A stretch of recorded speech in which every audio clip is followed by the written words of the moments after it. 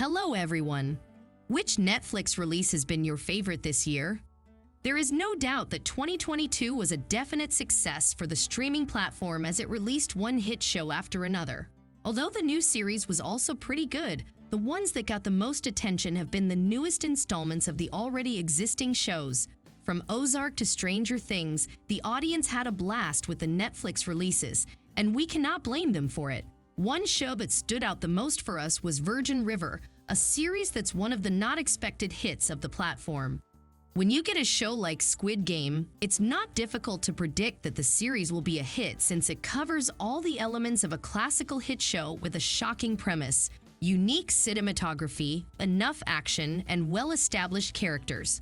But when it comes to shows like Virgin River, it's easy to fall into the trap of labeling every single romance show as a chick flick and thus undermine them. So when the audience truly appreciated the Virgin River, we were pleasantly surprised. Somehow, the show managed to distinguish itself from the other romance shows and prove that it has a unique premise that's worth watching. The series follows a young nurse named Mel. She has a tragic past in which she lost both her baby and her husband. Thus, to leave all these tragedies behind, she decides to move to a small town named Virgin River. There she meets with Jack, the local diner owner who charms everyone with his dashing looks and character. Naturally, they fall in love. But instead of a love at first sight style unrealistic story, we witness a story that shows how love is being developed between two people gradually.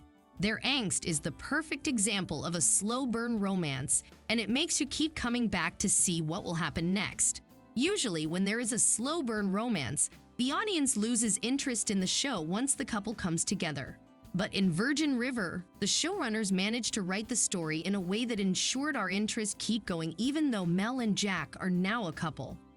Especially the drama around the babies makes the series very much interesting as it witnesses the different perspectives on having a child and how it can impact people's personal lives.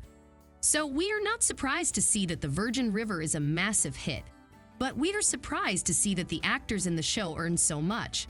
Don't get us wrong, we don't think that they don't deserve to earn this much.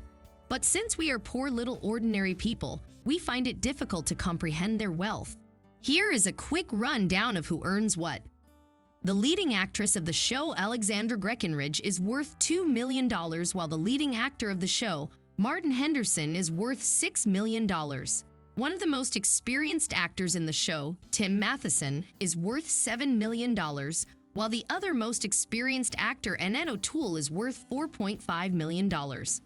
The actors who play the side characters of the series are generally worth remarkably less than the rest of the cast unless they have been in the sector for decades.